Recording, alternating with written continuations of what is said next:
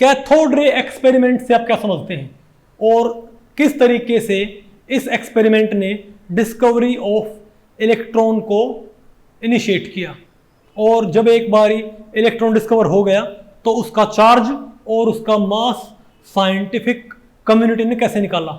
नमस्ते, मेरा नाम मनदीप दलाल है और इस लेक्चर में हम इन्हीं प्रश्नों के उत्तर खोजने की कोशिश करेंगे।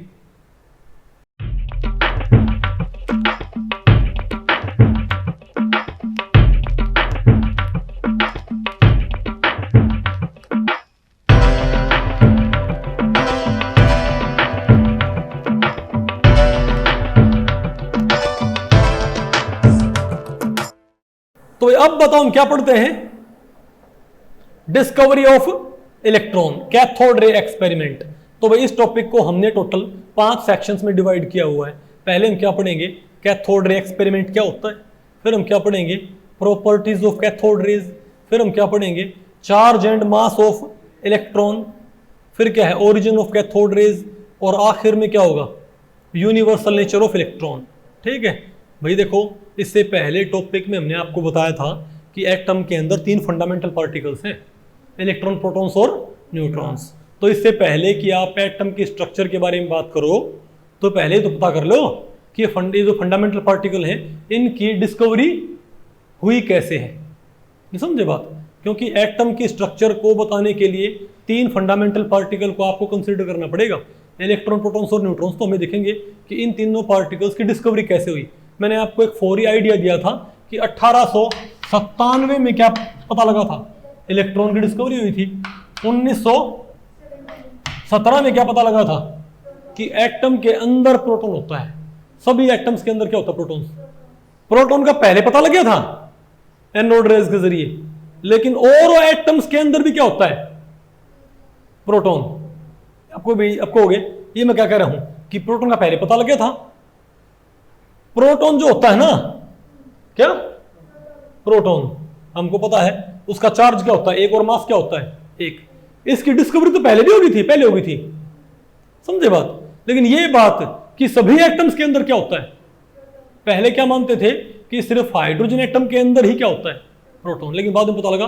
लेकिन ये बात कि सभी एटम्स के अंदर क्या होते हैं, प्रोटॉन्स, ये बात कब पता लगी थी, 1917 में। और 1932 में क्या पता लगा था, न्यूट्रॉन के बारे में, है ना। तो फिलहाल हमारा पूरा फोकस किस पे रहेगा, इलेक्ट्रॉन के ऊपर। 1897 में ऐसा क्या हुआ कि हमको इलेक्ट्रॉन के बारे में पता लगा। ओके ठीक है, तो पहले हम क्या पढ़ेंगे, कैथोड रे एक्सपेरिमेंट। तो आपको पता है भाई, देखो आपको पता है 1830 में जो माइकल फैराडे थे, माइकल फैराडे ने मैटर की इलेक्ट्रिक नेचर के बारे में पहले बता दिया था कि मैटर के पास क्या होती है। अब बताओ इलेक्ट्रिक नेचर क्या होता है, आपको पता है। एक होता है इलेक्ट्रिक चार्ज, क्या होता है, इलेक्ट्रिक चार्ज। ठीक है, इसके बारे में तो 1897 से पहले भी पता था, जब इलेक्ट्रॉन, प्रोटॉन, न्यूट्रॉन नहीं आए थे ना, क्या इसके बारे में नहीं पता था हमको, तब भी ये पता था कि चार्ज एग्जिस्ट करता है। कैसे, आप ये बताओ, अगर आप किसी कॉम्ब को अपने बालों से रगड़ के उसे नजदीक लेके जाते हो किसी चीज के पास, तो पेपर को अपनी तरफ नहीं खींचता क्या, तो उसके अंदर कुछ गुण आ जाते हैं। नहीं समझे बात, उसे हम क्या बोलते हैं, स्टैटिक इलेक्ट्रिसिटी। क्या बोलते हैं उसको, पता हो ना आपको इस चीज का। भाई एक होता है पॉजिटिव चार्ज, क्या होता है नेगेटिव चार्ज। इनको आप चुंबक की तरह मानो, जैसे एक चुंबक होता है, उसमें 2 पोल होते हैं, नॉर्थ पोल और साउथ पोल होते हैं। तो नॉर्थ और नॉर्थ क्या करते हैं, आपस में रिपेल, दूर भागते हैं। साउथ और साउथ नजदीक लेके दूर भागेंगे। आपने भाई खिलौनों से खेला भी होगा, लेकिन आप नॉर्थ पोल को साउथ पोल के नजदीक लेके आओगे ना, तो वो क्या होंगे, आपस में अट्रैक्ट, इजंट इट। तो ये बात हमको पता है। तो उसी तरीके से इलेक्ट्रिक पोल भी होते हैं, क्या होते हैं, इलेक्ट्रिक पोल। एक होता है इलेक्ट्रिक डाइपोल, मान लीजिए ये प्लस और ये क्या है, माइनस। तो ध्यान रखियो, बिजली की एक खास बात होती है कि प्लस प्लस क्या करेंगे आपस में, repel, minus minus electric charge, क्या प्लस प्लस रिपेल करते हैं, माइनस माइनस क्या करते हैं, रिपेल करते हैं। लेकिन प्लस माइनस क्या करेंगे, आपस में नजदीक आएंगे।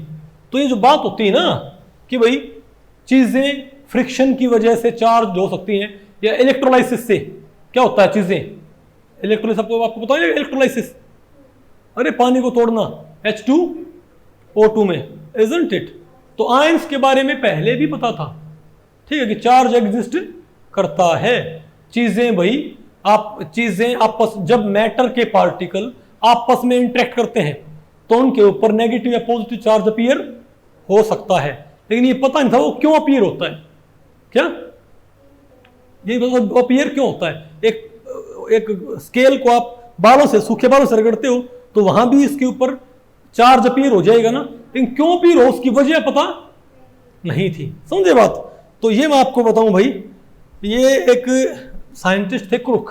कौन भाई? ठीक है, उन्हें क्रुक ट्यूब बोलते हैं।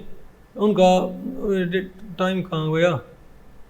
ओके, कोई बात नहीं, ठीक है। तो आपको बताऊं भाई, अरे कोई बात नहीं, वो एक साइंटिस्ट थे। देखो 19वीं शताब्दी के एंड तक, क्या 19वीं शताब्दी कौन सी होती है? 1800 समथिंग, 2000 समथिंग क्या होती है? 21वीं, 1900 समथिंग क्या होती है? मैं कहता हूं 1918। ये कौन सी सदी है? कौन सी सदी चल रही है? 19 तो पूरी होगी, 1900 तक तो ये 20वीं चल रही है एक तरह से। 1901 से लेके 2000 तक क्या चल रही थी आपकी? 20वीं सदी। और 2001 से 2099 तक 21 क्या चलेगी? 21वीं, पता हो ना, 21st सेंचुरी, इजंट इट? तो 19वीं सदी के एंड तक, यानी 1800 वाला जो टाइम होता है ना, 1880-90 वाला जो टाइम होता है एंड में उस वक्त मेरे ख्याल एक साइंटिस्ट विलियम क्रुक भाई, उन्होंने ये पता कर लिया था। उन्होंने एक एक्सपेरिमेंट किया था। उन्होंने क्या किया? ग्लास ट्यूब ली। क्या उन्होंने? ग्लास ट्यूब ली। उस टाइम पे ग्लास ट्यूब में वो आसानी से क्या भर दिया करते बताओ? ग्लास ट्यूब में आप आसानी से इलेक्ट्रोड को सील कर पाया करते। क्या? इलेक्ट्रोड। तो यहां पर एक मेटल प्लेट यहां है और एक मेटल प्लेट यहां जोड़ दी, जोड़ दो मेटल प्लेट, और इनको एक तार से जोड़ दिया। किससे? तार से। और यहां बताओ क्या जोड़ दिया? बताओ। बैटरी। यहां पर क्या जोड़ दी भाई? बैटरी। ये क्या बैटरी का नेगेटिव, ये क्या बैटरी का पॉजिटिव। ठीक है बात? ये बैटरी का नेगेटिव, ये बैटरी का क्या भाई? पॉजिटिव है। ठीक है। और यहां पर क्या लगा दिया? स्विच। क्या लगा दिया? स्विच। तो ये पाया गया, अगर हम, और ये काफी हाई वोल्टेज है, काफी क्या ये हाई वोल्टेज है। तो देखा, अगर हम भाई स्विच ऑन करते हैं ना, तो यहां से यहां पर इलेक्ट्रिसिटी कंडक्ट नहीं होती, क्योंकि आमतौर पे गैसेस हाई प्रेशर पे क्या होती हैं? Poor conductor of electricity. Electricity यहां से पास, इलेक्ट्रिक करंट कब पास होएगा बताओ? कब फ्लो करेगा? जब, बताओ क्या हो भाई? जब सर्किट पूरा हो जाए। क्या? सर्किट पूरा हो जाए। सर्किट यहां पूरा है नहीं, क्योंकि यहां पर खाली जगह है नहीं। आपको इलेक्ट्रिसिटी को पास होने के लिए कोई ना कोई क्या चाहिए होता है? मीडियम चाहिए होता है। यहां पर मीडियम है तो सही। जैसे लकड़ी से अगर आप किसी लाइव वायर को छूते हो, करंट आपको नहीं क्यों लगता भाई? क्योंकि वो करंट है, वो तार से आपके हाथ तक नहीं पहुंच सकता, लकड़ी उसे गुजरने नहीं देती। तो ये भी इसको गुजरने, तो ये एयर भी इस करंट को अपने में से गुजरने नहीं देगी, तो करंट गुजरेगा नहीं। लेकिन उन्होंने यहां पर क्या लगा रखा है? कॉर्क। यहां पर क्या लगा रखा है? कॉर्क लगा रखा है। ओके, मतलब एक वो है वैक्यूम पंप। तो इस वैक्यूम पंप से बताओ क्या कर सकते हैं हम?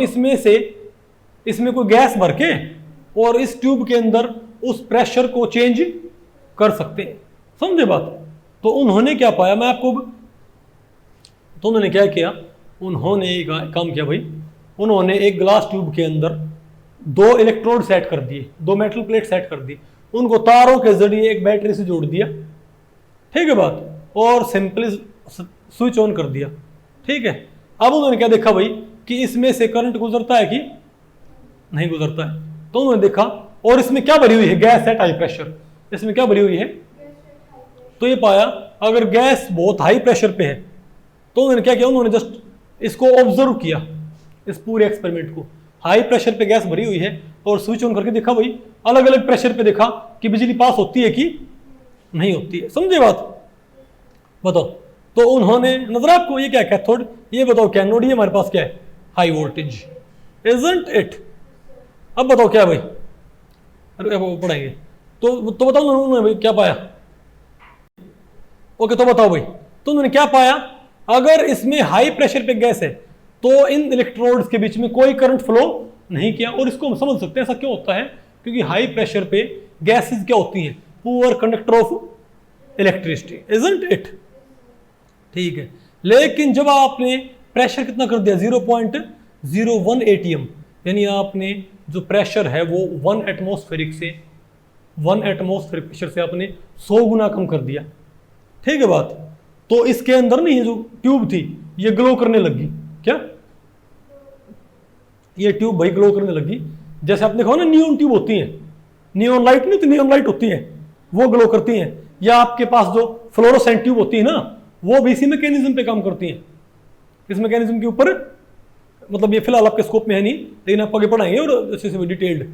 ठीक है बात। जैसे ट्यूब होती हैं, अगर आप इनमें क्या पास करते हो, इलेक्ट्रिसिटी, तो आप इसमें करंट पास करते हो तो ट्यूब ग्लो नहीं करती क्या, इजंट इट। तो सिमिलरली क्या पाया कि अगर मैं इसके अंदर मॉडरेट प्रेशर पे क्या रखता हूं, गैस भरता हूं और स्विच ऑन कर देता हूं, तो ये ट्यूब में से करंट पास होने लग गया, यानी कि इस गैस में से करंट पास होने लग गया।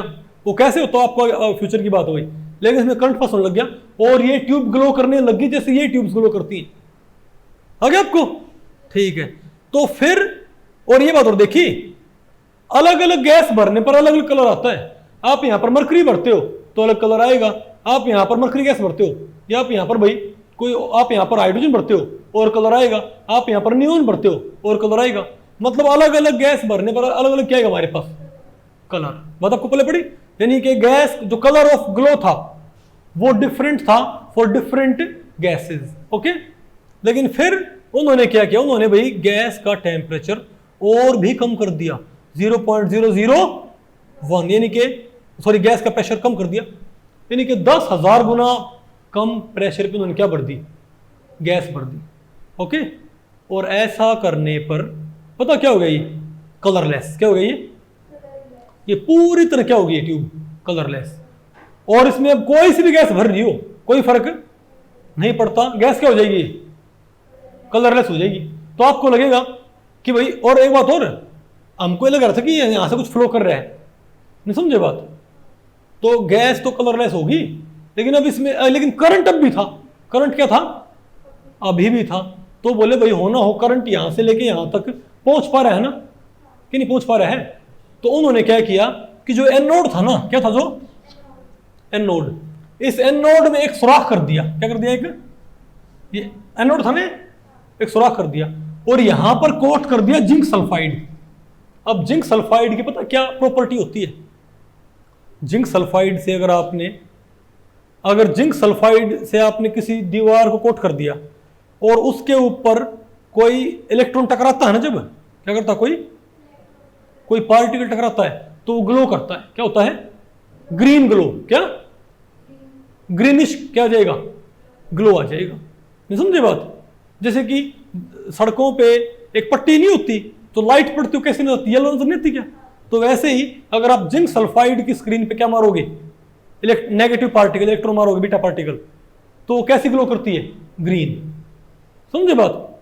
तो ये पाया कि अगर मैं इस एनोड के पीछे, इस एनोड में एक सुराख करके वो तो क्या कर दूं, यहां पर जिंक सल्फाइड क्या कर दूं, कोट कर दूं, तो ये ग्रीन ग्लो। इसका मतलब क्या है कि होना हो इसमें से कुछ ना कुछ पार्टिकल्स क्या हैं, यानी इसमें से कुछ रेज निकल रही हैं और वो रेज कहां टकरा रही हैं, बोलो भाई इस साइड मूव कर, किस पे स्ट्राइक कर रही हैं, जिंक सल्फाइड स्क्रीन के ऊपर। नहीं आपको समझ में, यानी इन रेज की क्या है। और ये देखा कोई गैस मैं यहां पर चेंज करूं, ये ग्लो कैसा रहेगा, ग्रीन ही रहेगा। क्या मतलब मॉडरेट प्रेशर पे तो इस ट्यूब का जो ग्लो था वो तो कलर चेंज कर लिया करता, लेकिन लो प्रेशर पे ट्यूब तो ग्लो करती नहीं। लेकिन ट्यूब के अक्षर में क्या पेंट कर दूं, जिंक सल्फाइड, और इस एनोड को क्या कर दूं, पोरस, इसमें एक होल कर दूं भाई, तो इसके ऊपर क्या मिला मुझे, ग्रीन ग्लो मिलता है। जैसे आप ये वाला डायग्राम देखो, नजर आपको भाई, ये बताओ क्या हमारे पास, अरे बोलो भाई, कुछ बात आपको पहले पड़ी। मतलब यहां पर उन्होंने कोई और कोटिंग कर रखी है, लेकिन आप यहां पर जिंक सल्फाइड कोटिंग कर सकते हो। बस यहां पर एनोड कैसा लियो, मतलब कैसा लियो, पोरस, कैसा लियो एनोड, पोरस। बात आपको पहले पड़ी। तो पहले मैं आपको कैथोड एक्सपेरिमेंट की सारे ऑब्जर्वेशन बताऊंगा, फिर बताऊंगा उससे हम क्या कॉन्क्लूसिव रिमार्क निकाल सकते हैं। बात आपको पहले पड़ी। तो अभी तक हमको ये लग रहा है कि भाई लो प्रेशर पे इनमें करंट फ्लो करता है और हमको कुछ रेज निकलती नजर आ रही है। किसमें से? इस कैथोड में से, इजंट इट? और वो किस साइड ट्रैवल करती हैं? इस साइड। हमको ऐसी अपील हो रही है जैसे इसमें से कुछ किरणें निकल के उस साइड भाग रही हैं। नहीं बात आपको पहले पड़ी। और वो किरणें हाई प्रेशर पे तो क्या थी? विजिबल थी, लेकिन लो प्रेशर पे तो डिसअपीयर होगी, लेकिन वो तब भी प्रेजेंट है। ये कैसे पता लगा? अगर मैंने यहाँ पर क्या कोट कर जिंक सल्फाइड, वो तब भी वहां पर आ रही है। तो हमारे दिमाग में क्या आएगा कि जो इस कैथोड में से जो किरणें निकल रही हैं उनकी प्रॉपर्टी निकालने की ट्राई करें। लेकिन पहले आप एक बार इसको अच्छे से पढ़ लो कि और क्या क्या ऑब्जर्वेशन हुए। तो ये जो ऑब्जर्वेशन थे ना, ये तो किए थे विलियम क्रूक ने। किसने भाई? ये इनमें थॉमसन ने कुछ नहीं किया। ये वाले एक्सपेरिमेंट तो पहले ही हो चुके थे। याद रखिए, थॉमसन से पहले भी कैथोड रे एक्सपेरिमेंट हो चुका था। थॉमसन ने जस्ट क्या किया था? कैथोड रे एक्सपेरिमेंट को ज्यादा डिटेल्ड किया था। समझे? उसके कई सारे वेरिएंट पता किए थे और फिर उससे कुछ कॉन्क्लूजन निकालने की ट्राई की थी। विलियम क्रूक ने इनके बारे में कुछ बताया नहीं। ऐसा क्यों होता है? उनके पास इसका कोई एक्सप्लेनेशन नहीं था। समझ गए बात? ध्यान रखियो, एटॉमिक स्ट्रक्चर इतना इंपॉर्टेंट चैप्टर है और इतना इंटरेस्टिंग है कि आप सोच भी नहीं सकते। ठीक है बात? नहीं आपको समझ में? अच्छा, और क्या पता लगा? Cast shadow. एक बात और देखी भाई, ये जो किरणें थी ना, ये साइड ट्रैवल कर रही थी। इनके रास्ते में मान लिया कुछ आप एक सितारा, एक वो एक कोई मेटल का ऐसे पेंटागन रख दो। क्या रख दो? कोई मेटल का पेंटागन रख दो, तो आगे उसकी छाया बन गई। क्या बन गई? उसकी छाया बन गई। अब लाइट अब आपको पता है लाइट क्या चलती है? स्ट्रेट लाइन में चलती है लाइट भी। अगर लाइट के सामने कुछ रखते हैं तो लाइट भी क्या बनाती है? छाया नहीं बनाती क्या? तो जो चीज मतलब इसका चलो रीजन आपको आगे बताएंगे। तो और हमने क्या पाया कि इन किरणों के रास्ते में कुछ पड़ जाए तो उसकी क्या बनती है? शैडो। जैसे वही शैडो, सिंपल शैडो बनती है। एक ही ऑब्जर्वेशन था कि क्या करती है? शैडो कास्ट करती है। और क्या होता है? Make a wheel rotate. Make a wheel. अगर मैं इसके अंदर कैथोड रे यहां से निकल रही हूं, साइड भाग रही है एनोड की तरफ, अगर मैं इनके रास्ते में एक हल्की फिरकी रख दूं, हल्की, जैसे बच्चे एक फिरकी लेके नहीं भागते थे तो वो हवा लगने से घूमती है, तो अगर मैं इस स्विच को ऑन करके यहां पर मैं एक फिरकी रख दूं तो फिरकी भी घूमने लगी। यानी ये व्हील को घुमा सकते हैं। ये सब वेरिएंट किसने किए थे? थॉमसन ने। तो मैं आपको थॉमसन और विलियम क्रूक का कंबाइंड एक्सपेरिमेंट आपको बता रहा हूं एक तरह से, क्या क्या ऑब्जर्वेशन थे। नहीं आया क्या? और एक क्या था? Move toward negative plate. अगर मान लिया मैं यहां पर क्या लगा दूं, बताओ भैया, यहां पर क्या लगा दूं? Positive plate. और यहां पर क्या लगा दूं? Negative plate. तो ये पाया कि हमारे पास जो यहां पर जो क्या है? डिटेक्टर। अभी तक तो अगर मान लिया बिल्कुल इसके सेंटर में क्या अगर होल है तो ये कहां जाके टकराएंगी? अगर होल सेंटर में है तो कहां जाके टकराएंगी? यहां पर ना, इजंट इट? लेकिन ये पाया अगर मान लिया, बताओ हम क्या करते हैं, ये कैसा मान लो आप? परफोरेटेड। सारे को आप क्या मान लो? परफोरेटेड। परफोरेटेड क्या होता है? पोरस, इसमें से पास हो सकती है किरणें। समझे बात? तो अगर मैंने ऊपर क्या लगा दी? पॉजिटिव। एक काम करो, अब दो इलेक्ट्रिक प्लेट लेके आओ, पॉजिटिव प्लेट और इस ट्यूब के ऊपर रख दो ऐसे। जैसे नहीं बच्चे भाई बचपन में जब भागते थे ना, तो चप्पलों में जो हवाई चप्पल होती हैं, जूतों में आप ज्यादा अच्छे से भाग सकते हो। जो हवाई चप्पल होती है उनमें आप अच्छे से दौड़ नहीं लगा सकते। तो जब छोटे बच्चों को भागना होता है ना भाई, कहीं रेस लगानी होती है, तो वो पैरों की चप्पल हाथ में पहन लेते हैं। पता आपको इस चीज का? फिर ऐसे भागते हैं वो। नहीं होता कैसा? हाँ बताओ उपकार। तो आप ये मानो कि ये कौन सी प्लेट, तो आप ये मानो जैसे हाथों में चप्पल नहीं पहन लेते हैं, वैसे हमारे पास दो प्लेट है, पॉजिटिव प्लेट और नेगेटिव प्लेट। तो मैं अगर पॉजिटिव प्लेट यहां ले आऊं, नेगेटिव प्लेट यहां ले आऊं, तो मैंने देखा कि ये जो रेज थी ना वो यहां स्ट्राइक करनी है। मतलब कहां टक्कर मार गई? पॉजिटिव प्लेट की तरफ टक्कर मार रही है। मतलब पॉजिटिव प्लेट को अपनी तरफ खींच रही है इन किरणों को। नहीं समझे बात है? तो ये पता लगी कि इन किरणों को कौन डिफ्लेक्ट कर सकता है? Electric field. और ये किस तरफ मुड़ती हैं? पॉजिटिव प्लेट की तरफ। और ये और देखा, अगर हम क्या लगाएं? Magnetic field. क्या लगाएं? तो मैग्नेटिक फील्ड में भी इनका सीधा रास्ता क्या हो जाएगा? डिविएट। क्या हो जाएगा? मतलब इलेक्ट्रिक फील्ड ने इनको मोड़ दिया ना, इनके रास्ते को। मैग्नेटिक फील्ड अगर क्या होंगी? डिफ्लेक्ट होंगी। और बताओ क्या पता लगा? Metal foil become hot. अगर इनके रास्ते में क्या रखते हो कोई, अगर आप इनके रास्ते में कोई मेटल प्लेट रखते हो तो गर्म हो जाएगी। क्या हो जाएगी वो? और ये और देखा, अगर इनके रास्ते में मैं क्या रख देता हूं, मोलिब्डेनम, क्या रखता हूं, तो एक्स रेज पैदा होती है। एक्स रेज आपको पता है इलेक्ट्रोमैग्नेटिक रेडिएशन, लाइट की फॉर्म होती है जिसको हम देख नहीं सकते, पता होगा ना आपको, एक्स रेज। तो मेटल प्लेट्स क्या करती हैं, गर्म कर देती हैं।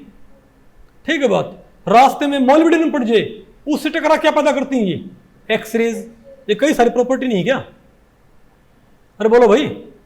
और जिस गैस के थ्रू ये पास होती है ना, उस गैस को क्या कर देती है, आयनाइज। गैस को ये क्या कर देती हैं, आयन बना देंगी। अगर यहां पर गैस के एटम है, उनसे टकराएंगे। अगर गैस के एटम भरे इसके अंदर और इनसे क्या टकराएंगे, कैथोड रे, तो गैस के एटम क्या बन जाएंगी, आयन। क्या हो जाएंगी? और ये और देखा कि अगर आप इन किरणों के रास्ते में क्या रख दो, फोटोग्राफिक फिल्म, तो फोटोग्राफिक फिल्म पे भी आपको इसका इफेक्ट देखने को मिलेगा। फोटोग्राफिक फिल्म आपने कभी देखी है? आजकल तो आपके कैमरे आते हैं जो भाई, उनमें डिजिटल कैमरे होते हैं, लेकिन आपको पता होगा पहले टाइम पे जो कैमरे होते थे ना, वो डिजिटल नहीं हुआ करते, उनके अंदर बाकायदा एक फिल्म डलती थी, है ना, एक ब्लैक सी हुआ करते भाई, और उसके ऊपर आपको नहीं से नेगेटिव से आपको नजर आया करते। याद करो, वो फोटोग्राफिक फिल्म ही होती है।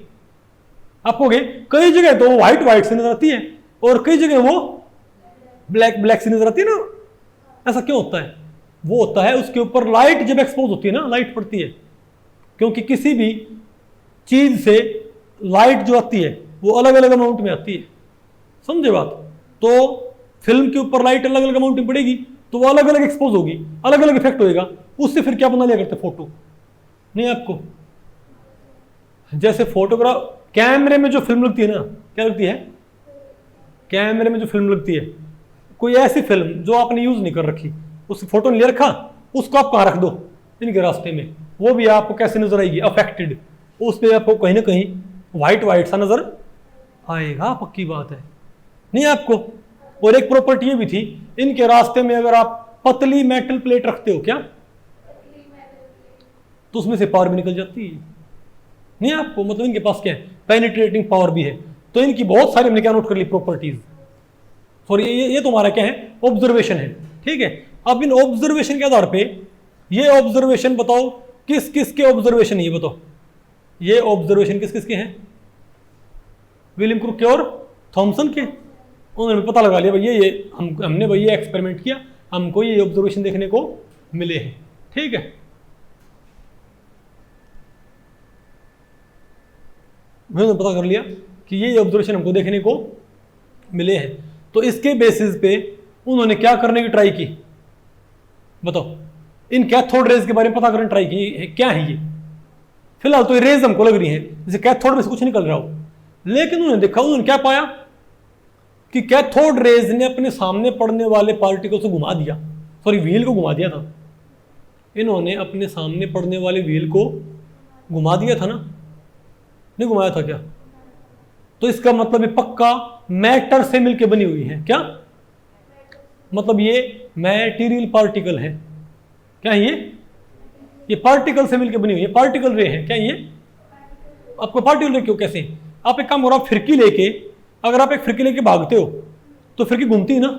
क्यों घूमती है? क्योंकि उसके ऊपर हवा के पार्टिकल टकराते हैं, और उस टकराएंगे ना पार्टिकल तो वो घूमेगा। नहीं आपको एक काम करो, एक पंखा, क्या एक पंखा है, उस पर आप एक, उस पंखे की जो पंखुड़ी है ना, उस पर आप एक क्या मारो, एक मार्बल खींच के मारो, कंचा, तो घूमने लग जाएगी। नहीं समझे बात? कुछ ना मारोगे तो नहीं घूमेगी ना। फिरकी क्यों घूमती है? अगर आप एक फिरकी लेके, आप हालांकि वैक्यूम में आप सर्वाइव नहीं कर सकते, वैक्यूम मतलब जहां पर हवा ना हो वहां पर आप सर्वाइव, लेकिन फर्ज करो आप एक फिरकी लेके वैक्यूम में भाग रहे हो, क्या फिरकी घूमेगी? क्या नहीं घूमे? क्यों? क्योंकि वैक्यूम में पार्टिकल नहीं होते, एयर पार्टिकल। पता होगा ना आपको इस चीज का। फिरकी क्यों घूमती है?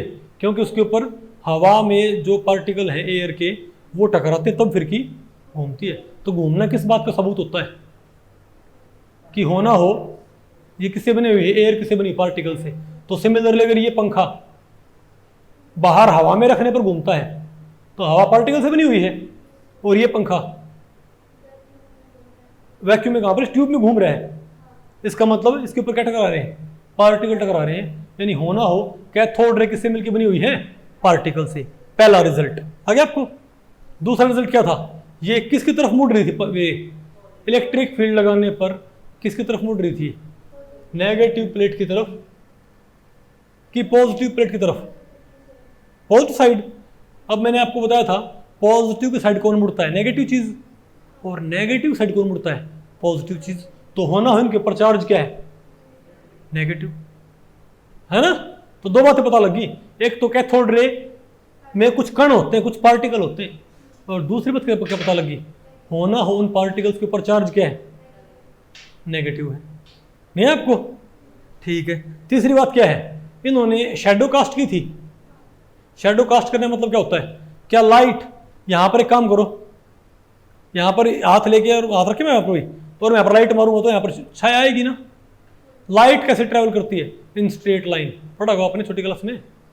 सीधी रेखा में कौन चलती है, लाइट, शैडो कास्ट करती है।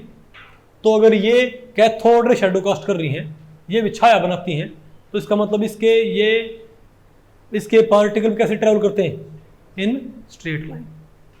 नहीं आपको, इन्होंने मेटल प्लेट को हीट कर दिया था, तो इनके पास क्या है, हीटिंग कैपेसिटी भी इनके पास है। इनके पास क्या है, हीटिंग एबिलिटी है।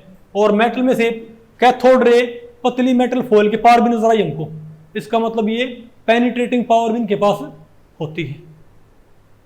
नहीं यार आपको, तो कई सारी बातें हमको मालूम होगी। तो मेरे ख्याल से हमको भाई, तो मैं इसको समझअप करूं तो मैं क्या कह सकता हूं कि कैथोड रेज क्या होते हैं, मटेरियल पार्टिकल। कैथोड रे क्या होते हैं, छोटे छोटे पार्टिकल जिनका चार्ज क्या होता है, नेगेटिव। That's it. आगे आपको भाई, तो इतनी बातें हमको पता लग चुकी हैं इलेक्ट्रॉन की डिस्कवरी के बारे में, इजंट इट उपकार, ठीक है। तो चलो भैया, तो आपको पता लग गया कि जो इलेक्ट्रॉन है वो क्या होते हैं, कैथोड रे क्या होती हैं, नेगेटिव पार्टिकल्स। पहली बात तो पार्टिकल होते हैं वो, देखो एक होती है वेव, एक होते हैं पार्टिकल। वेव जगह नहीं गिरती, पार्टिकल जगह गिरता है। बताओ ना आपको, मास जिसका होता है। तो कैथोड रे क्या है, मैटेरियल पार्टिकल है, और क्या होता है, और नेगेटिव चार्ज इनके ऊपर होता है। तो इनको पता क्या बोल दिया गया। अब ऐसे ही पार्टिकल पता किसने नोट किए, किसने ऑब्जर्व किए थे, रेडियो एक्टिविटी में, क्या उनको बीटा पार्टिकल बोलते थे। एटम से बिना कैथोड रे, कई जैसे यूरेनियम है, क्या हमारे पास, यूरेनियम हमारे पास क्या है, एक एलिमेंट है। इसमें से जैसे पार्टिकल आपको नजर नहीं है, ऐसे ही पार्टिकल इसमें से भी क्या होते हैं। कहीं जाना आपको ऊपर, हाँ जाना है क्या, कहीं जा रहे हो क्या, हाँ फिर बैठो, ठीक है। वैसे ही पार्टिकल यूरेनियम में से भी क्या होते हैं, निकलते हैं। तो उनको क्या बोलते हैं, बीटा पार्टिकल। क्या बोलते हैं, अगर यूरेनियम को आप ऐसे छोड़ दोगे ना, यूरेनियम का एलिमेंट उसको ऐसे छोड़ दो, उसमें से पार्टिकल निकलते हैं। ओके, उसमें से तीन तरह की किरणें निकलती हैं, अल्फा, बीटा और गामा। बीटा तो, और आप यहां लगा दो पॉजिटिव और नेगेटिव प्लेट, पॉजिटिव नेगेटिव। तो ये पाया कि कुछ पार्टिकल तो कहां मूव कर जाते हैं,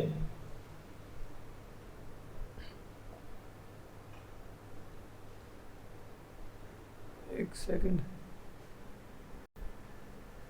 हाँ भाई क्या था ये बताइए। तो यूरेनियम में से क्या निकलते, पार्टिकल निकलते हैं, वो उसमें से क्या निकलते हैं, बिल्कुल ऐसे ही पार्टिकल। वो भी कहां मुड़ते हैं बताओ, पॉजिटिव प्लेट की तरफ। नहीं समझे बात। तो इन्हें क्या बोला गया, इलेक्ट्रॉन्स। क्या बोला इन पार्टिकल्स को, इलेक्ट्रॉन। तो ये बोले कि जो ये उनको तो बोलते थे बीटा पार्टिकल। जब यूरेनियम में से, यूरेनियम को आप ऐसे ही छोड़ देते हो, उसमें से कुछ पार्टिकल निकलते हैं। और जब आप यूरेनियम के चारों तरफ क्या लिखा लगाओगे, दो प्लेट लगाओगे, नेगेटिव और पॉजिटिव, तो कुछ पार्टिकल तो कहां मुड़ेंगे यूरेनियम से निकलने वाले, पॉजिटिव, और कुछ कहां मुड़ते हैं, नेगेटिव की तरफ। तो जो पॉजिटिव प्लेट की तरफ मुड़ते थे ना, उन्हें क्या बोलते थे, बीटा पार्टिकल। क्या बोलते थे, बीटा पार्टिकल्स। समझे बात। और यहां पर जो ये पॉजिटिव प्लेट की तरफ मुड़ रहे हैं, क्या बोलते हैं, इलेक्ट्रॉन्स। बाद में पता लगा कि बीटा पार्टिकल और रेडियो एक्टिविटी में निकलने वाले बीटा पार्टिकल और कैथोड रे एक्सपेरिमेंट में निकलने वाले इलेक्ट्रॉन्स वो एक ही होते हैं, उनकी एक सी प्रॉपर्टी होती है। बात आपको पहले पड़ गई? तो अब ये पता लग गया कि कैथोड रे मैटेरियल पार्टिकल है। अब किसी भी पार्टिकल का नेगेटिवली चार्ज पार्टिकल क्या है? Negatively charge. तो नेक्स्ट सवाल क्या आएगा कि तुमने ये तो पता कर लिया कि ये पार्टिकल है विद नेगेटिव चार्ज। सवाल क्या आएगा, अगर ये पार्टिकल इसका मास कितना है? अगर ये पार्टिकल तो इसका, क्योंकि हर एक पार्टिकल क्या होता है कुछ ना कुछ। ये चौक है, इसका मास नहीं होता क्या? ये बॉल है भाई, इनका मास नहीं होता क्या? तो ये पार्टिकल तो इसका मास कितना है? और दूसरा, अगर ये पॉजिटिव प्लेट की तरफ मुड़ रहा है तो चार्ज भी है ना, ये तो पता है नेगेटिव चार्ज है, कितना है क्या? ये भी तो सवाल आएगा। तो दो सवाल हमारे सामने आ गए कि इन पार्टिकल का मास क्या है और इनका चार्ज क्या है। अब ये समस्या हमारे सामने है। अब इस समस्या को पता है सॉल्व किसने किया? बताओ। 1898 आई थिंक, मुझे ध्यान नहीं हुई तारीख, 1897 में लिखा हुआ है ना, मेरे ख्याल से 1897 है। 97 में पता लगा था। 1898 में थॉमसन ने ये पता किया। थॉमसन ने ना तो चार्ज पता किया ना मास पता किया। आपको इलेक्ट्रॉन का क्या पता करना है? चार्ज भी और मास भी, दोनों पता करने होंगे। थॉमसन ने चार्ज और मास पता नहीं किए, उन्होंने चार्ज बाई मास का रेशो बता दिया। लेकिन थॉमसन 1897 में, बढ़ 98 लगाओ ना, तो ये बताया कि चार्ज कितना है और ना क्या बताया, लेकिन ये बता दिया कि जो भी चार्ज और जो भी मास है उनका रेशियो इतना होगा। बात आपको पहले पड़ी? आपको हो गई। ऐसे कैसे बताया? तो उन्होंने क्या किया, उनको ये बात पता थी कि इलेक्ट्रिक फील्ड भी किसको मोड़ता है? कैथोड रे को मोड़ता होगा। और मैग्नेटिक फील्ड क्या करता है? कैथोड रे को मोड़ता है ना, कि नहीं मोड़ता? तो उन्होंने एक एक्सपेरिमेंटल सेटअप बनाया भाई, ये वाला नजर है आपको? बताओ यहां पर, ये बताओ हमारी क्या, देखो ये ग्लास थोड़ी अजीब सी है, आगे आपको ये पूरा पैटर्न कहां इंट्रैप्ड है ग्लास ट्यूब में, आगे आपको। अब ये बताओ क्या हमारे पास कैथोड और ये क्या है? एनोड।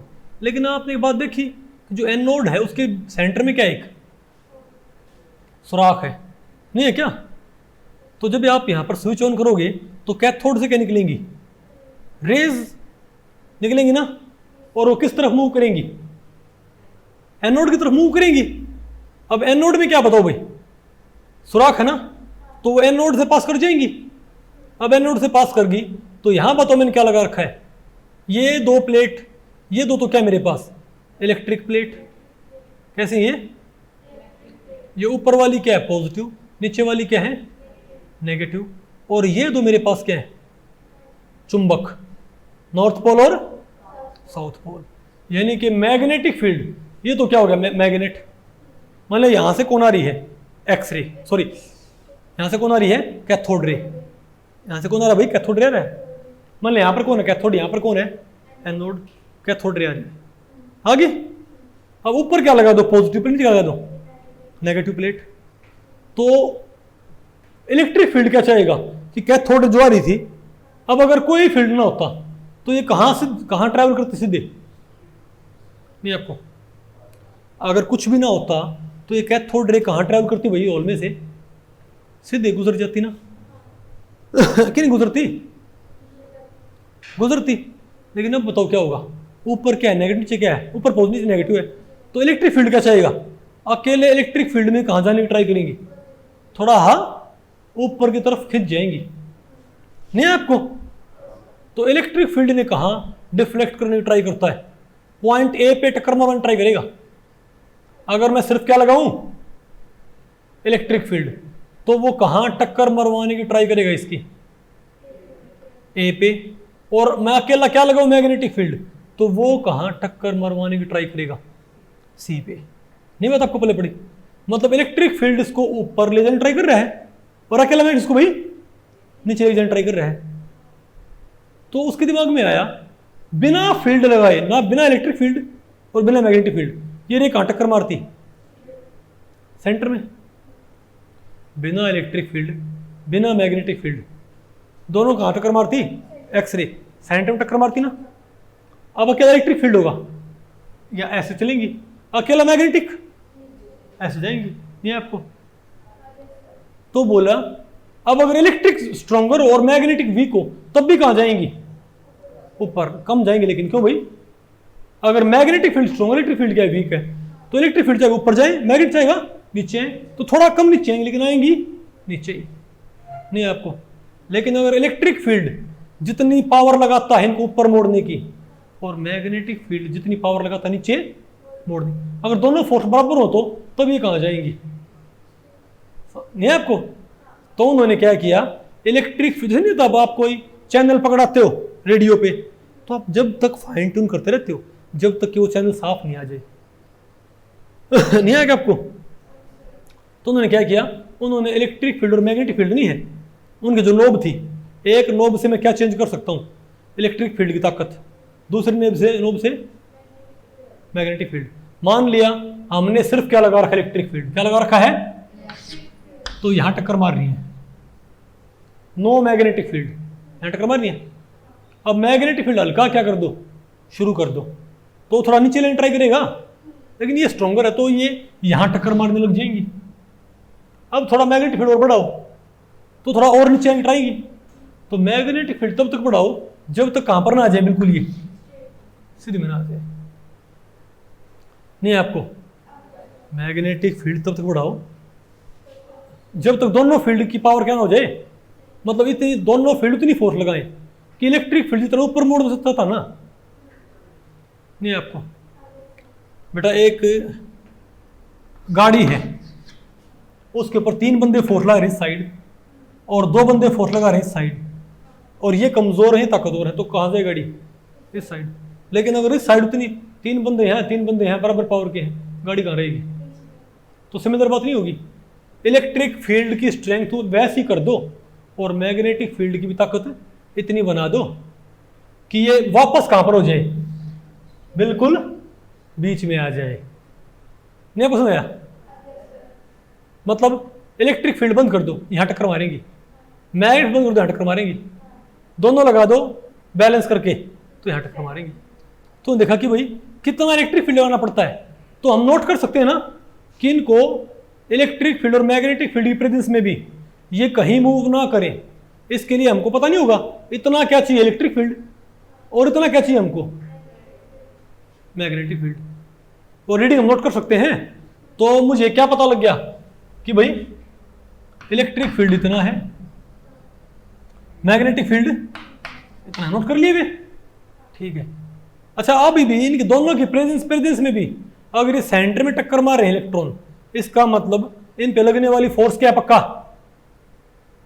इसका मतलब इनके ऊपर लगने वाली फोर्स क्या है? पक्का बराबर होंगी। क्या होंगी? मतलब इलेक्ट्रिक फोर्स लगनी होनी क्या होनी चाहिए? मैग्नेटिक फोर्स के बराबर नहीं होनी चाहिए क्या? इलेक्ट्रिक फील्ड ने जो ऊपर की तरफ बल लगाया है और मैग्नेटिक फील्ड ने जो नीचे की तरफ बल लगाया है मोड़ने के लिए, बराबर होंगे, तभी तो ऐसे रही है। अब इलेक्ट्रिक बल यहां पता क्या होगा? Q इंटू ई, क्या होगा? Q इंटू ई, बताओ। अच्छा, Q यहां पर क्या है? Charge of cathode ray particle. Charge Q यहां पर क्या है? चार्ज ऑफ इलेक्ट्रॉन है, तो Q को मैं यहां पर E से रिप्रेजेंट कर देता हूं। वैसे चार्ज को हम कैसे दिखाते हैं? Q से ना, लेकिन आप यहां पर से कैसे रिप्रेजेंट कर दो? E से। तो E क्या हो गया? क्या हो गया? इलेक्ट्रिक फोर्स तो क्या होगी? E तो क्या है? Applied field. E तो क्या है? इलेक्ट्रिक फील्ड जो आपने लगाया है। इलेक्ट्रिक फील्ड जो फोर्स लगाता है ना, वो फोर्स कैसे निकलती है बताओ? इलेक्ट्रिक फील्ड का मैग्नीट्यूड जितना इलेक्ट्रिक फील्ड हो और इनटू उस फील्ड में जो पार्टिकल है उस पार्टिकल का चार्ज। E इंटू ई क्या होता है? ये तो क्या है? इलेक्ट्रॉन का चार्ज। और ये क्या है? जितना आपने फील्ड लगाया है, इन दोनों की गुणा क्या दिखाती है? फोर्स। क्या होती है?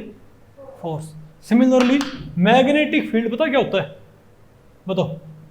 E into V into B, क्या E इंटू, बताओ यहां पर बी तो क्या है, मैग्नेटिक फील्ड को दिखाता है कितना लगाया है, E क्या है बताओ, चार्ज ऑफ द पार्टिकल, और V क्या है इसकी वेलोसिटी, इसकी वेलोसिटी इलेक्ट्रॉन की वेलोसिटी, नहीं है आपको। तो इलेक्ट्रिक फील्ड ने कितनी फोर्स लगाई, E, मैग्नेटिक फील्ड ने कितनी फोर्स लगाई, EV B, लेकिन दोनों फोर्स बराबर होंगी तभी तो बीच में रहेगा। एक गाड़ी के ऊपर दोनों फोर्स बराबर होंगे तभी तो गाड़ी कहाँ रहेगी, बीच में रहेगी, तभी तो मूव ना करेगी, नहीं है आपको पक्का। अब आप यहां से बेटा E से कैंसिल हो गया, तो वेलोसिटी ऑफ इलेक्ट्रॉन क्या आ गई मेरे पास, बताओ E बाई बी आ गई ना, नहीं है आपको। अब आप ये बताओ काइनेटिक एनर्जी क्या होती है भाई, काइनेटिक एनर्जी बताओ क्या होती है, हाफ एम वी स्क्वायर होती होगी ना। जब कोई इलेक्ट्रॉन मूव करता है तो उसकी काइनेटिक एनर्जी पता क्या होती है, हाफ एम वी स्क्वायर, जहां पर एम तो क्या है मास ऑफ इलेक्ट्रॉन और वी क्या है वेलोसिटी ऑफ इलेक्ट्रॉन, नहीं है आपको, बोलो भाई। तो ये इससे तो आप किसी की भी क्या निकाल सकते हो काइनेटिक एनर्जी, गतिज ऊर्जा, मूव करने की वजह से बनने वाली एनर्जी कैसे निकालते हैं, हाफ एम वी स्क्वायर से। इससे तो सबकी एनर्जी आएगी, चाहे पार्टिकल चार्ज्ड है चाहे पार्टिकल अनचार्ज्ड है। इस फॉर्मूले से आप इस चौक की भी क्या निकाल सकते हो काइनेटिक एनर्जी, इसको फेंक दो तो हाफ एम वी स्क्वायर। लेकिन अगर कोई चार्ज्ड पार्टिकल मूव कर रहा हो क्या, तो उसकी काइनेटिक एनर्जी का एक फॉर्मूला और होता है, पता क्या, वो होता है उसका चार्ज और इनटू जो वोल्टेज लगाई है, क्या लगाई है वोल्टेज। आपको वोल्टेज क्या होती है, वोल्टेज भाई पोटेंशियल डिफरेंस ही होता है। आप इसको ऐसे मानो, जहां भी होगा ना डिफरेंस, जहां पर क्या होगा वहां पर चीजें फ्लो करती हैं, क्या करती हैं चीजें फ्लो करती हैं। पानी यहां है, यहां पर हाई पोटेंशियल पे पानी, यहां पर पानी क्या है लो पोटेंशियल पे, एक पाइप से जोड़ दो, पानी कहां फ्लो करता है हाई पोटेंशियल टू, एक टंकी भरी एक टंक खाली है, पाइप लगा दो, पानी खाली में से ऊपर जाएगा, सॉरी थोड़े में से ऊपर जाएगा, कहां आता है, क्योंकि पानी यहां पर क्या हाई पोटेंशियल, पानी यहां पर क्या है लो पोटेंशियल पे। तो अगर ग्रेविटेशनल पोटेंशियल में डिफरेंस है तो पानी फ्लो कर रहा है, तो सिमिलरली इलेक्ट्रिक पोटेंशियल में डिफरेंस हो तो क्या फ्लो करता है चार्ज, चार्ज कहां से कहां, पानी कहां से कहां फ्लो करता है हाई से लो, चार्ज भी कहां से कहां फ्लो करता है हाई पोटेंशियल से लो पोटेंशियल। ये आप पढ़ते हो फिजिक्स में या थोड़ा आपने पढ़ा होगा, इसको हमको भाई नहीं आपको समझेगी। तो V क्या होता है, तो जितना पोटेंशियल डिफरेंस होता है ना, मान लिया एक ऑब्जेक्ट तो क्या है इसका पोटेंशियल क्या मान लिया 20, इसका क्या मान लिया 5, तो डिफरेंस कितना है 15, तो इसको बोलते हैं वोल्टेज, क्या बोलते हैं इसको पोटेंशियल डिफरेंस होता है ये V वोल्टेज होती है। थोड़ा आपको वैसे सुन रखा हो भाई इतनी वोल्टेज आ रखी है, नहीं पता आपको, ठीक है। तो आप चार्ज को किससे मल्टीप्लाई कर दो, बोलो भाई जितने वोल्टेज लगा के, जितने वोल्ट पोटेंशियल डिफरेंस लगा के आपने चार्ज को मूव करवा रखा है। अगर एक चार्ज पार्टिकल कहां रखा हुआ है, हाई पोटेंशियल प्लेट और लो पोटेंशियल प्लेट कहां रखा हुआ है, तो कहां से कहां फ्लो करेगा high potential to low potential, जैसे पानी फ्लो करता है पोटेंशियल टू लो पोटेंशियल, नहीं आपको सुनने। तो उन पोटेंशियल डिफरेंस को हम क्या बोलते हैं वोल्टेज, क्या बोलते हैं। तो जितनी ज्यादा वोल्टेज होगी ना, जैसे पानी के फ्लो में जितना डिफरेंस ज्यादा होगा उतना पानी स्पीड से फ्लो करता है, वैसे ही चार्ज भी क्या करता है, ग्रेविटेशनल पोटेंशियल में जितना ज्यादा क्या होगा, एक टंकी 100 फुट ऊपर भरी है, 100 फुट ऊंची टंकी है, वहां से पानी बहुत स्पीड से नहीं आया क्या, नहीं है आपको, बताओ। तो सिमिलरली इलेक्ट्रिक पोटेंशियल क्या हो डिफरेंट हो, तब भी चार्ज जितना ज्यादा क्या होगा डिफरेंस, उतना उसकी स्पीड क्या हो जाएगी, बढ़ जाएगी फ्लो करने की चार्ज की, नहीं है आपको। तो काइनेटिक एनर्जी ऐसे भी निकलती है E into V, charge on electron, और चार्ज ऑन इलेक्ट्रॉन E है, और इलेक्ट्रॉन को मूव करवा रखा है V वोल्टेज लगा के, क्या लगा के पोटेंशियल लगा के, आपको ये ठीक है। तो अब यहां से आप V स्क्वायर निकालियो, V स्क्वायर यहां से क्या आ गया बताओ, क्या आ गया EV डिवाइडेड बाई 2m, वहां से लेकर क्या आ गया नीचे m, 2e v by m आ गया ना। अब ये v था हमारे पास, तो यहां से मेरे पास v आ रखा है और यहां से मेरे पास क्या आ गया v स्क्वायर आ गया। तो आप इसको दोनों साइड मल्टीप्लाई करिए तो v स्क्वायर क्या आ गया, e square by b square. तो e स्क्वायर v स्क्वायर आ गया ना बेटा। यहां से v क्या था e बाई b, वहां से v स्क्वायर क्या था 2e कैपिटल v, ये स्मॉल v क्या है वोल्टेज, सॉरी वेलोसिटी, वो कैपिटल v क्या है वोल्टेज, नहीं है आपको। तो v स्क्वायर क्या होता है 2e by m into v, ये क्या होता है e square by b square. क्या कुछ बात आपको पहले पढ़ रही है। तो यहां से भी क्या रखा है v स्क्वायर, यहां से v आया था और वहां से क्या था v स्क्वायर। तो अगर मैं इस v के फॉर्मूले को दोनों साइड स्क्वायर कर दूं तो v स्क्वायर क्या हो जाएगा ए स्क्वायर बी स्क्वायर। तो A square by B square को किसके ऊपर पुट कर दो बताओ, 2e v by m is equal to A square by B square. तो आपके दिमाग में आएगा वही कि इलेक्ट्रॉन जो छोटा है उसका चार्ज और मास कैसे निकालते होंगे, नहीं बात आपको पहले पड़ी। तो इस 2e को साइड फेंकियो, सॉरी अब e तो क्या है चार्ज और m क्या है मास। अब 2 को साइड फेंकियो, 2 कहां गया और v भी नीचे गया ना, 2b square v, 2b square v। अब आप मुझे बताओ उसको कि वो जो कैथोड रे हैं वो बिल्कुल सीधे में टक्कर मारे क्या हो जितेश, बताओ भाई, बात आपको पहले पड़ रही है।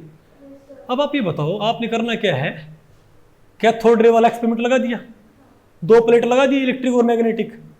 अब इलेक्ट्रिक फील्ड मैग्नेटिक फील्ड तब तक फाइन ट्यून करते रहो जब तक के जो वो ग्रीन रोशनी नहीं होती, क्या होती है वो ग्रीन पॉइंट, वो कहां बने बिल्कुल सीधे में बने। बस जितना इलेक्ट्रिक फील्ड मैग्नेटिक फील्ड लगाकर ये चीज आप हासिल कर लो, अरे दोनों घुमा घुमा के देखते रहो, नहीं आपको सुने तो आपको पता नहीं होगा कितना इलेक्ट्रिक फील्ड लगाया है कितना मैग्नेटिक फील्ड। दोनों फील्ड आपको पता है, वोल्टेज आपको पता है क्या भाई, आपको पता नहीं कि जो आपने बैटरी ली थी उसकी वोल्टेज क्या थी, जो आपने बैटरी लगाई थी कैथोड एनोड के ऊपर है। आप घर में तार जोड़ते हैं इन्वर्टर के, आपको पता है बैटरी 12 वोल्ट की होती है, तो आपको पता नहीं वोल्टेज क्या है इसकी। तो वोल्टेज मुझे पता है, यहां से मुझे क्या पता है, यहां से इस पे पता नहीं हमें कितनी वोल्टेज है, मुझे वोल्टेज पता है, मुझे ये पता कितना फील्ड इलेक्ट्रिक कितना मैग्नेटिक है, सिर्फ 2 मुझे पता है, सिर्फ क्या है मेरे पास E बाई एम। तो E बाई एम आ गया चार्ज बटे मास का रेशियो। तो समझे बात कि थॉमसन ने क्या पता लगा लिया कि इन कैथोड रे का जो पार्टिकल है उसका चार्ज क्या नहीं पता, उसका मास क्या है, लेकिन ये जरूर पता लगा लिया कि उसका चार्ज और मास जो भी है मुझे नहीं पता, लेकिन अगर मैं चार्ज और मास को भाग करूँ तो नंबर क्या आएगा, वो नंबर उसको जरूर पता है, नहीं आपको बेटा। तो E बाई एम बताओ कितना आया रीडिंग लगाने पर, क्या E बाई एम बताओ कितना है, ये 1.76 इंटू 10 की पावर 8 कूलम पर ग्राम। क्या 1.76 इंटू 10 की पावर 8 कूलम, कूलम में पता है चार्ज पर ग्राम, पर यानी अगर 1 ग्राम इलेक्ट्रॉन होंगे कितने, तो इतना चार्ज रखेंगे। तो ऐसे थॉमसन ने क्या बता दिया, चार्ज बाई मास का रेशियो, इजंट इट। ठीक ओके।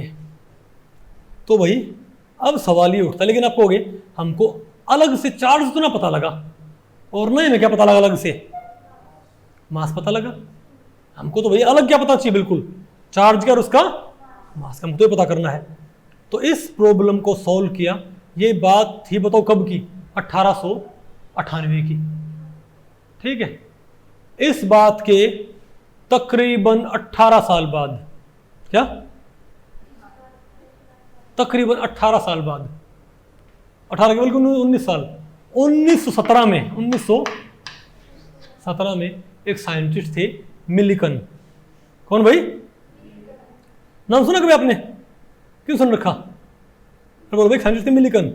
तो मिलिकन ने इसका क्या बता दिया, चार्ज, नहीं समझे बात, उन्होंने इलेक्ट्रॉन क्या बता दिया, चार्ज बता दिया। आपको ऐसे कैसे बता दिया, मिलिकन ने से। अब अगर चार्ज पता लग जाए तो मुझे E बाई एम पता है, तो अगर मुझे किसी तरीके से चार्ज पता लग जाए और मैं चार्ज यहां पुट कर दूं, मेरे पास क्या जाएगा, मास आ जाएगा। समझे बात? तो थॉमसन ने क्या पता लगाया, चार्ज और मास नहीं, उनका रेशियो। मिलिकन ने क्या बता दिया, चार्ज। तो मिलिकन और का रिजल्ट आप पुट कर दियो थॉमसन के रिजल्ट में, तो क्या आ जाएगा, मास आ जाएगा। आपको उन्होंने पता कैसे किया, उन्होंने पता ऐसे किया, बताओ। उन्होंने एक होता है एटोमाइजर, क्या होता है एक एटोमाइजर, क्या होता है एटोमाइजर, ये होता है जो किसी लिक्विड को उसके बहुत ही महीन ड्रॉप तैयार करने में काम आता है। क्या एटोमाइजर क्या होता है, किसी लिक्विड के बहुत ही महीन ड्रॉपलेट तैयार करने में क्या होता है, ये काम आता है। तो ये एक कॉलम है, अरे कि एक टंकी है, आपको नजर नहीं आ रही क्या, ठीक। तो उन्होंने क्या किया, इस टंकी में दो हिस्से हैं, बताओ कौन कौन से। एक तो इस टंकी में पार्टीशन, देखो टंकी में ये तो क्या है, बताओ, negative plate, sorry positive plate. और ये बताओ क्या हमारे पास टंकी में नेगेटिव प्लेट, यानी टंकी में एक हिस्सा है, यानी इस टंकी में नहीं है ना आपको, ये जो पोर्शन ना, ये जो प्लेट है, एक तरह कंडेंसर, ये क्या है बताओ, नेगेटिव, ये क्या बताओ, पॉजिटिव। और यहां बताओ क्या है, एक्सरे, यहां पर क्या है, और यहां पर एक टेलीस्कोप लगा हुआ है, क्या। तो यहां पर क्या लगे हुए हैं, बताओ क्या लगे हुए हैं, टेलीस्कोप यहां लगा हुआ है, यानी कि इन दोनों प्लेट्स के बीच के पोर्शन को ऑब्जर्व करने के लिए मेरे पास टेलीस्कोप भी है। और क्या मेरे पास, क्या एक्सरे सोर्स भी है, नहीं है कुछ में। और ऊपर यहां क्या लगा हुआ है, एटोमाइजर। तो हम क्या करेंगे, उन्होंने क्या किया, उन्होंने कुछ ऑयल ड्रॉपलेट कहां बना दिए, उन्होंने एटोमाइजर के जरिए यहां पर क्या बना लिए, बहुत ही छोटे छोटे ऑयल के बूंदे, इतनी छोटी जो हवा में लटक जाए, बहुत आराम से गिरे, नहीं पता आपको पहले पड़ी नहीं आपको सुने, ओके। तो उन्होंने क्या किया भाई, और तो यहां पर ऑयल ड्रॉपलेट, यहां पर ही ऑयल ड्रॉपलेट नजर है आपको, लेकिन ऊपर वाली प्लेट में क्या है, एक सुराख। तो ये ऑयल ड्रॉपलेट जो होगा, ये सुराख से कहां गिरेगा बताओ, नीचे गिरेगा ना। तो देखो नीचे रही, अभी प्लेट हमने एक्टिवेट नहीं की, अभी मैंने प्लेट एक्टिवेट नहीं की, ओके। तो ऑयल ड्रॉपलेट इस सुराख में से एंट्री करने के बाद जो इस प्लेट के ऊपर पड़ गई, तो ऐसे ही रुक गई, लेकिन जो सुराख के ऊपर पड़ेगा ऑयल ड्रॉपलेट, वो कहां पर आएगा, नीचे आएगा। और हमने भी प्लेट को एक्टिवेट नहीं कर रखा है, तो मैं इस टेलीस्कोप से किसको देख सकता हूं, उस गिरते हुए ऑयल ड्रॉपलेट को। किसके अंडर गिरेगा वो, ग्रेविटेशनल फोर्स के अकॉर्डिंग। ये चौक है, इसको मैं छोड़ दूं, कहां गिरता है ये, नीचे की तरफ। चौक नीचे गिरेगा तो ऑयल ड्रॉपलेट गिरेगा नीचे की तरफ, नहीं आपको सुन आया। तो इसके गिरने की जो रफ्तार है ना, किसकी, ऑयल ड्रॉपलेट की गिरने की जो क्या है, रफ्तार है, इसके जो गिरने का जो मैकेनिज्म है, नहीं समझे बात, इसका जो मास है और जो ग्रेविटेशनल पुल है, मास और ग्रेविटेशनल पुल, उसके आधार पे क्या पता कर लिया, इसका मास क्या, हम उसके आधार पे, फिलहाल आपके स्कोप में है नहीं भाई ज़्यादा डिटेल पढ़ना, लेकिन ग्रेविटेशनल फोर्स खींचेगी ना, नहीं समझे बात। तो ग्रेविटेशनल फोर्स और इसे गिरने का जो दर है, जो रेट है, उसके आधार पर मैं क्या मालूम कर सकता हूं कि इस ऑयल के ड्रॉपलेट का मास कितना है। मास मुझे पता लग गया कि नहीं पता लगा, ठीक है। फिर हमने एक्सरे ऑन कर दी, क्या कर दी हमने, एक्सरे ऑन कर दी। अब एक्सरे ऑन करती क्या होगा, एक्सरे इस रीजन में गुजरेगी ना, तो जब ऐसे एक्सरे इस रीजन में गुजरेगी ना, तो इसमें जो हवा है, इन दोनों प्लेट्स के बीच में जो क्या है, वो हवा क्या हो जाएगी, आयनाइज। क्यों, एक्सरे जब टकराएगी एयर के पार्टिकल से, तो उसमें से इलेक्ट्रॉन निकल जाएंगे, क्या निकलेंगे उसमें से, तो एयर क्या हो जाएगी, आयनाइज। अब वो जो इलेक्ट्रॉन निकले वो कहां गए, वो इलेक्ट्रॉन जो निकले कहां गए, वो उसमें से एक इलेक्ट्रॉन, दो इलेक्ट्रॉन कौन कैप्चर कर लेगा, ऑयल ड्रॉपलेट। नहीं आपको एक्सरे ने क्या आयनाइज कर दी, हवा को आयनाइज कर दिया। पहले तो मैंने बिना कुछ किए ऑयल ड्रॉपलेट के गिरने की जो दर है और ग्रेविटेशनल फोर्स जो उसके ऊपर लगी हुई है, उसके आधार पर मैंने क्या निकाल लिया, ऑयल ड्रॉपलेट का मास निकाल लिया, ठीक। उसके बाद मैंने तो क्या किया, एक्सरे ऑन कर दिया। एक्सरे ऑन करती क्या होगा, वो क्या करेगी, इस एयर को आयनाइज कर देगी। आयनाइज होने पर क्या होगा, इलेक्ट्रॉन निकलेंगे, वो इलेक्ट्रॉन कहाँ, उसमें से एक इलेक्ट्रॉन एब्जॉर्ब हो जाएगा। तो अगर एक इलेक्ट्रॉन कहाँ एब्जॉर्ब हो गया ऑयल ड्रॉपलेट में, तो एक इलेक्ट्रॉन के बराबर चार्ज कहाँ जाएगा ऑयल ड्रॉपलेट पे। अगर दो इलेक्ट्रॉन आ गए तो क्या आ गया, दो के बराबर जाएगा। नहीं आपको समझ में? अरे बोलो भाई, नहीं समझे बात? तो जब ये ऑयल ड्रॉपलेट नेगेटिव हो जाएगा, ये तब भी क्या होगा, नीचे गिरता रहेगा क्या, लेकिन इसे गिरने की रफ्तार कम हो जाएगी। क्यों? अब नीचे क्या है, नेगेटिव प्लेट, क्या ये, तो जैसे ये क्या होगा, इलेक्ट्रॉन कैप्चर करेगा ऑयल ड्रॉप, तो क्या हो जाएगा, नेगेटिव हो जाएगा। अब नीचे क्या है, नेगेटिव प्लेट, वो इसको रिपेल नहीं करेगी, वो क्या कहेगी, नीचे कहां रहा है, और ऊपर कौन है, पॉजिटिव प्लेट, वो इसको ऊपर खींचने, तो इसे गिरने की रफ्तार क्या हो जाएगी, धीमी हो जाएगी ना। अब मैं अगर नेगेटिव प्लेट में स्ट्रॉन्ग करता जाऊं, अगर मैं नेगेटिव और पॉजिटिव प्लेट क्या करता जाऊं, स्ट्रॉन्ग, मैं इलेक्ट्रिक फील्ड स्ट्रॉन्ग करता जाऊंगा, तो ये तो मोर एंड मोर क्या होगी, ये स्ट्रॉन्गर नेगेटिव प्लेट, ये स्ट्रॉन्गर पॉजिटिव प्लेट। तो एक टाइम ऐसा नहीं आएगा कि जितना ग्रेविटेशनल पुल से नीचे खींच रहा है, जिस ताकत से ग्रेविटेशनल फोर्स से नीचे खींच रही है, उसी ताकत से इलेक्ट्रिक और ये पॉजिटिव प्लेट इसको ऊपर की तरफ खींच रही है और नेगेटिव प्लेट इसको ऊपर की तरफ पुश कर रही है। तो उस टाइम पे कहां हो जाएगा ये ऑयल ड्रॉपलेट, स्टैटिक, रुक जाएगा गिरना। तो हम ये देख लेंगे कि हमको कितना इलेक्ट्रिक फील्ड लगाना पड़ता है ताकि ग्रेविटेशनल जो फोर्स है वो बैलेंस हो जाए और ये नीचे गिरना रुक जाए। नहीं आपको? अब हमको क्या पता है, ग्रेविटेशनल फोर्स हमको पता है, हमको पता कितनी फोर्स हमको लगानी पड़ रही है, हमको अप्लाइड इलेक्ट्रिक फील्ड पता है, ग्रेविटेशनल फोर्स पता है, साथ में क्या पता मुझे, इसका मास क्या पता मुझे, इसका मास पता है। तो इन इंफॉर्मेशन को इस्तेमाल करके पता क्या निकाल सकते हैं, इसका चार्ज। क्या भाई सिंपल से होता है, अगर ज्यादा चार्ज होगा इसके ऊपर, क्या होगा, ज्यादा, तो ये इजीली रुक जाएगा क्योंकि ज्यादा रिपेल होएगा। ज्यादा चार्ज हुआ तो थोड़े फील्ड में रुक जाएगा, क्यों, ज्यादा रिपेल होगा, कम चार्ज होगा क्या होगा, ज्यादा फील्ड अप्लाई करना पड़ेगा। नहीं आपको समझ? अरे बोलो भाई। तो ये पाया, तो इस तरीके से तो हम तो मास हमको पता है इसका, ऑयल इलेक्ट्रॉन का नहीं, क्या पता हमको, मास ऑफ ऑयल ड्रॉपलेट मुझे पता है। नहीं समझे बात? तो कितना फील्ड लगा के इसको रोका जा सकता है बिटवीन दीज टू प्लेट्स, इसके आधार में क्या निकाल सकते हैं, इसका चार्ज। तो ये पाया गया कि हमेशा ऑयल ड्रॉपलेट का जो चार्ज है, क्या वो 1.69 इंटू 10 की पावर, सॉरी 1.6 10 की पावर माइनस 19 कूलम मिलता हमेशा। या तो इतना मिलता है, या इसका 2 गुना, या 3 गुना, 4 गुना। क्या हमेशा पाया मैं, कोई भी मैं किसी भी सिस्टम का ड्रॉपलेट लूं, क्या समझे बात है, सबसे कम चार्ज जो ऑब्जर्व हुआ ना, वो कितना ऑब्जर्व हुआ, 1.6। कभी कभी कितना ऑब्जर्व हुआ, इसका 2 गुना, कभी कभी इसका कितना हुआ, 3 गुना, कभी 4 गुना, कभी 20 गुना, कभी 10 गुना। नहीं समझे बात? लेकिन इससे कम चार्ज कभी भी ऑब्जर्व नहीं हुआ। तो हम क्या मानेंगे कि ये बात सिर्फ कब पॉसिबल है, कि जब ऑयल ड्रॉपलेट ने मिनिमम एक इलेक्ट्रॉन क्या कर रखा होगा, कैप्चर कर रखा होगा, तभी उसके पास क्या मिनिमम चार्ज आएगा। तो जो चार्ज ड्रॉपलेट का है, ये चार्ज वास्तव में किसका है, ड्रॉपलेट का। तो जब एक्सपेरिमेंट को बार बार रिपीट किया गया, तो कभी आया इतना, कभी डबल, कभी ट्रिपल, कभी, तो मिनिमम कितना है, यह तो मिनिमम, तो इससे कम चाहे आप 10 लाख बारी एक्सपेरिमेंट रिपीट कर लियो, इससे कम कभी ऑब्जर्व नहीं होगा। तो हम क्या मानेंगे, तो ऑयल ड्रॉपलेट का आपको मास पता है और आपको मिनिमम चार्ज आपको पता है, तो हम क्या मानेंगे कि ऑयल ड्रॉपलेट पे मिनिमम चार्ज कैसे आया होगा, जब इसने मिनिमम एक इलेक्ट्रॉन एब्जॉर्ब किया होगा।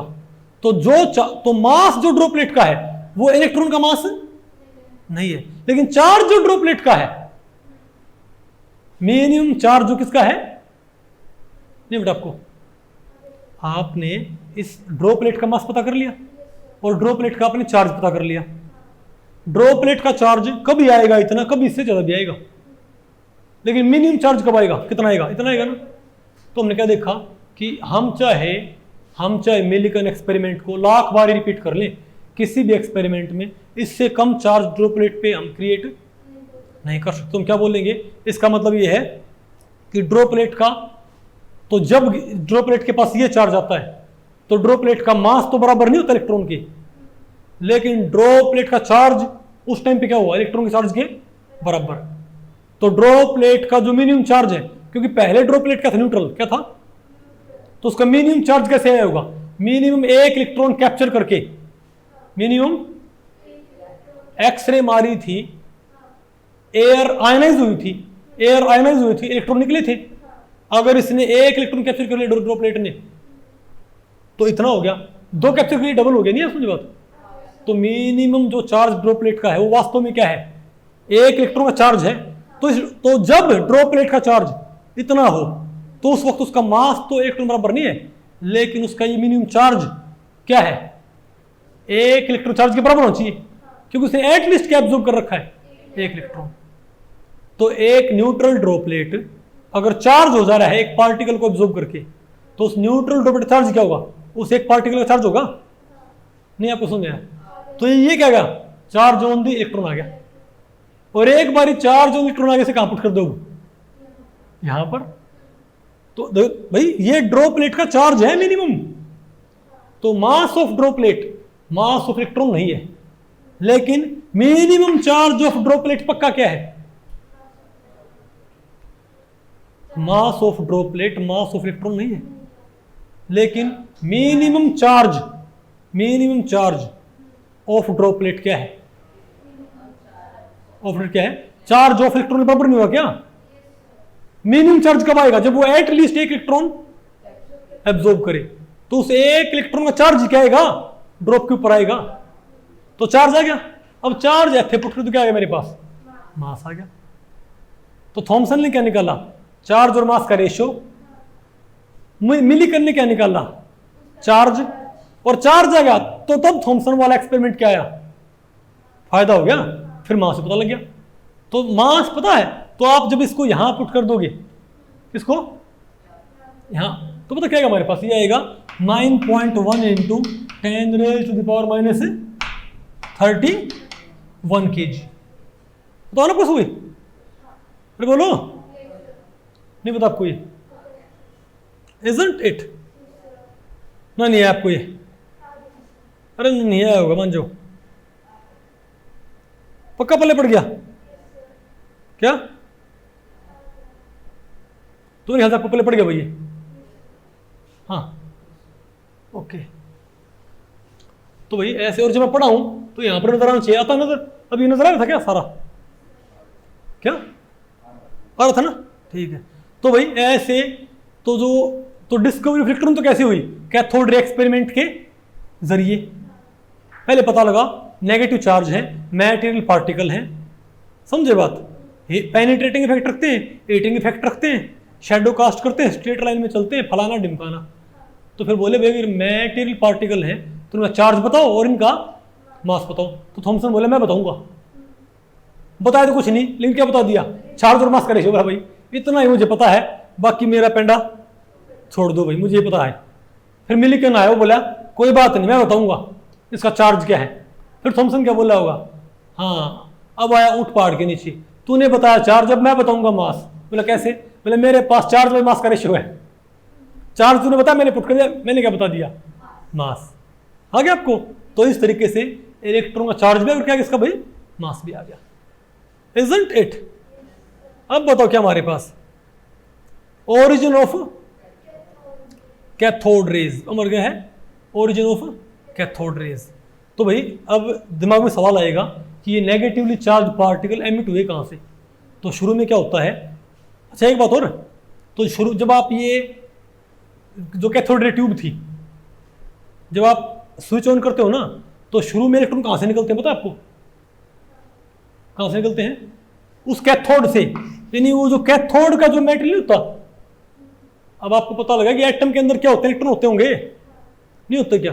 तो शुरू में ये इलेक्ट्रॉन कहां से निकले हैं, कैथोड जिस मेटल से बनी हुई है उस मेटल के एटम्स में से क्या निकले हैं, इलेक्ट्रॉन्स निकल गए। फिर वो इस साइड चल पड़े, रास्ते में क्या पड़ी, गैसेस। अब गैसेस से मार मार के टक्कर, उनसे भी क्या निकाल लिए कि तुम भी चलो भाई हमारे साथ साथ चलो तुम भी।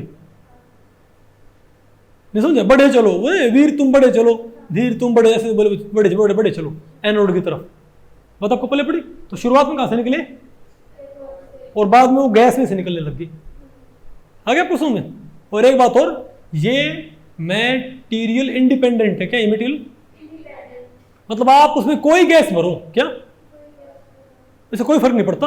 अगर मैं इसमें क्या भरता हूं, नियोन, तब भी पार्टिकल का चार्ज और मास वही रहेगा।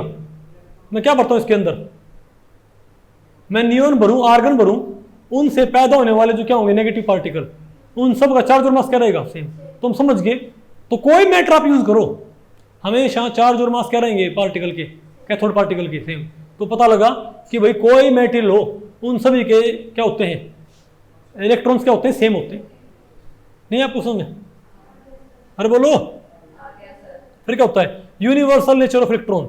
यूनिवर्सल को, इसको भाई यूनिवर्सल पार्टिकल ही बोलते हैं। क्यों बोलते हैं? क्योंकि दुनिया में ऐसा कुछ नहीं है जिसके अंदर क्या ना होते हो, इलेक्ट्रॉन्स ना होते हो। दुनिया में हर एक मैटीरियल के अंदर क्या होते हैं, इस बात को आप बाकायदा प्रूव कर सकते हो। वैसे कैसे? एक काम करो, रेडियो यूरेनियम है, उसमें से अपने आप क्या निकलते रहते हैं, बीटा पार्टिकल्स। क्या निकलते हैं? वो क्या होते हैं, इलेक्ट्रॉन्स नहीं होते क्या? को आप कोई भी कैथोड ले लो, क्या आप मेटल जरूरी नहीं है, आप आयरन लो, आप कॉपर लो, सिल्वर लो, गोल्ड लो, कुछ भी लो, हमेशा क्या निकलने लगी। इसका मतलब इलेक्ट्रॉन गोल्ड में भी है, सिल्वर में भी है, आयरन में भी नहीं। मैं तुमको पहले पढ़ रही, कोई गैस लो तब भी निकलते हैं। तुम क्या बोलेंगे कि इलेक्ट्रॉन क्या है, यूनिवर्स का यूनिवर्सल कॉन्स्टिट्यूएंट, हर जगह ही। नहीं आपको ये? तो भाई इस लेक्चर में इतना ही। अगर इस लेक्चर के बारे में आपके कुछ प्रश्न या सुझाव हैं तो आप मुझे नीचे कमेंट सेक्शन में पूछ सकते हैं, मैं उनके उत्तर देने की पूरी कोशिश करूंगा। तो भी ठीक है, मिलते हैं अगले लेक्चर में, तब तक के लिए नमस्ते।